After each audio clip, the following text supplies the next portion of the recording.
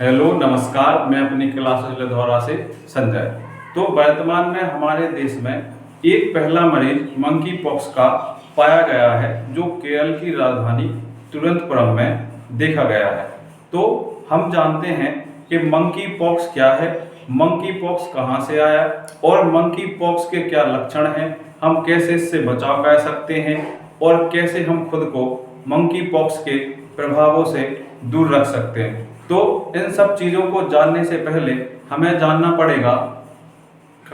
तो monkey pox का पहला मरीज हमारे भारत देश में केरल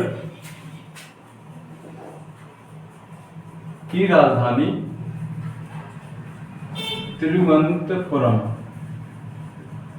केरल की राजधानी तिरुवनंतपुरम में देखा गया। अब जो केरल की राजधानी तिरुवनंतपुरम है, तिरुवनंतपुरम में एक लोकल हॉस्पिटल में से भर्ती कराया गया। जब इसे लोकल हॉस्पिटल में भर्ती कराया गया तो इसमें मंकी पॉक्स के लक्षण देखे गए। मंकी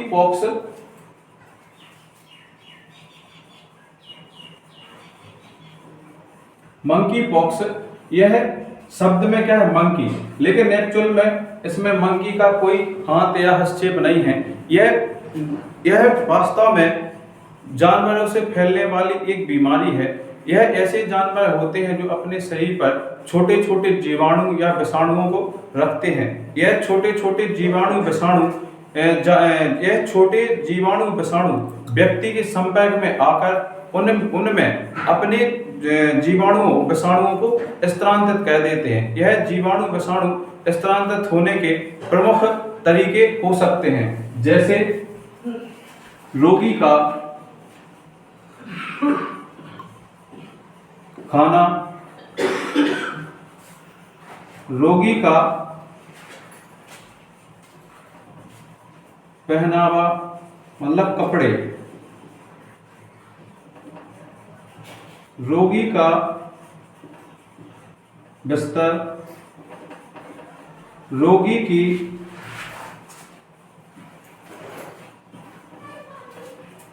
अपशिष्ट वस्तुएं, ये सब प्रमुखता से रोगी के संपर्क में आने पर जो दूसरा व्यक्ति होता है उसमें ट्रांसफर हो जाते हैं। यदि रोगी के साथ आप बैठकर खाना खाएंगे तो आपको मंकी पॉक्स होने के चांस ज्यादा हो जाते हैं। यदि आप रोगी के कपड़े इस्तेमाल करते हैं तो भी आपको मंकी पॉक्स होने के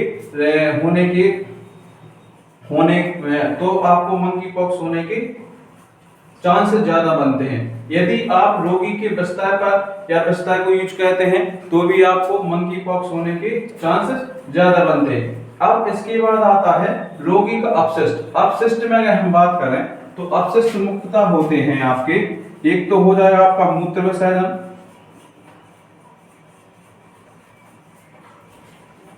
दूसरा हो जाएगा आपका मल त्याग, तीसरा हो जाएगा आपका स्त्राव, जैसे अपन आम भाषा में जुकाम या खांसी की स्थिति में देख पाते हैं।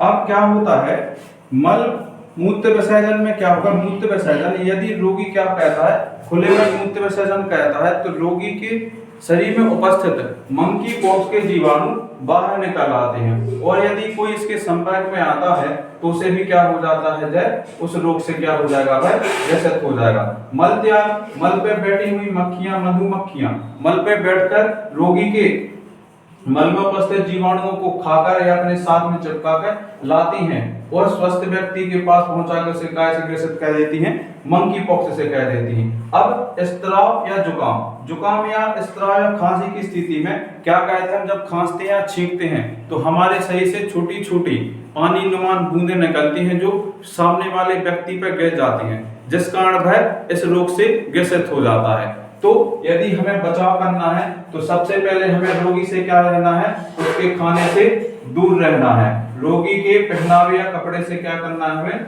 दूर रहना है। रोगी के वस्त्र को हमें यूज नहीं करना है। रोगी के अपशिष्ट वस्तुओं जैसे प्लास्टिक, पॉलीथिन या मास्क या फिर रोगी द्वारा उपयोग की गई वस्तुएं जैसे खाने की चीजें भी हमें क्या करना है, उनसे दूर रहना है। और रोगी को खुले में ना मूत्र विसर्जन करने दें, ना रोगी को खुले में क्या करने दें, मल त्याग करने दें। और रोगी को आइसोलेट मतलब एक बंद कमरे में रखें, जिस कारण उसका खांसना, थूकना, खकाना किसी के संपर्क में ना पाए।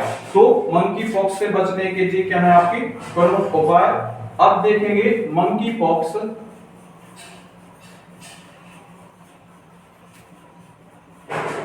के लक्षण।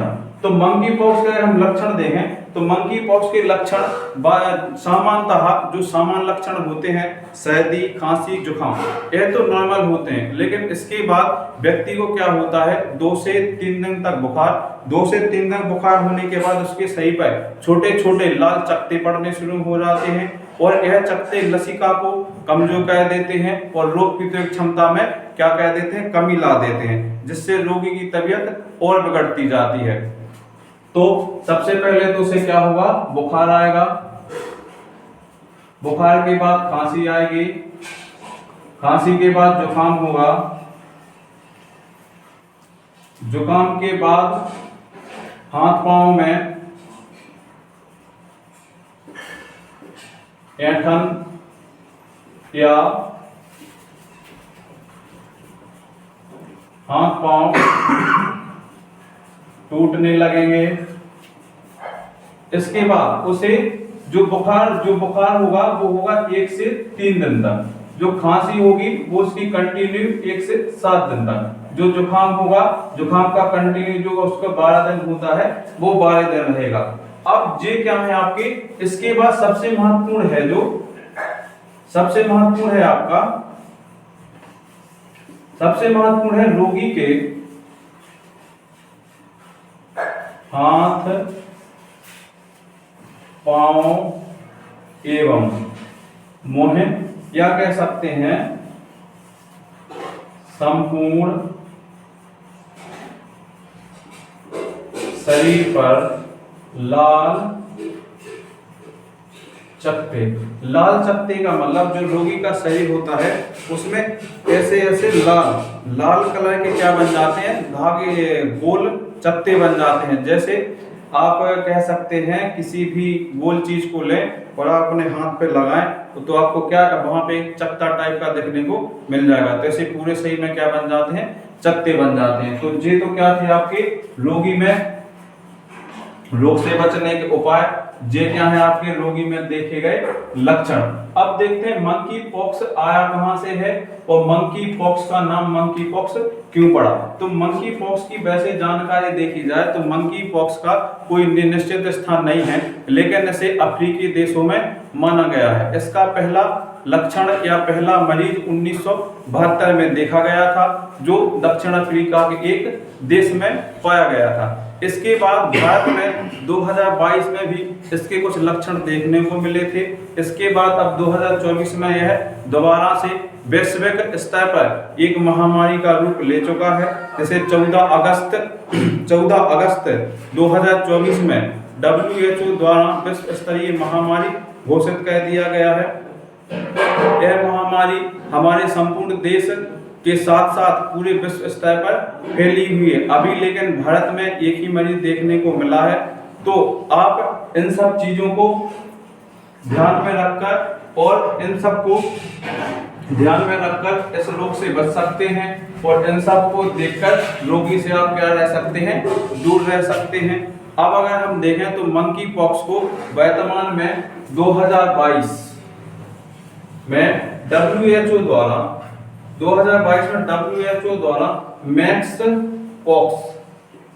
मैक्स पॉक्स नाम दे दिया है, जो क्या है आपका मंकी पॉक्स का रूपांतरित नाम। तो 2022 तक इसे क्या कहा जाता था, मंकी पॉक्स, लेकिन 2022 के बाद इसे क्या कहा जाता है, मैक्स पॉक्स। तो ये थी कुछ आपके क्या मंकी पॉक्स या मैक्स पॉक्स के बारे में जानकारी अच्छी लगी हो तो शेयर करें, लाइक करें, सब्सक्राइब करें। धन्यवाद।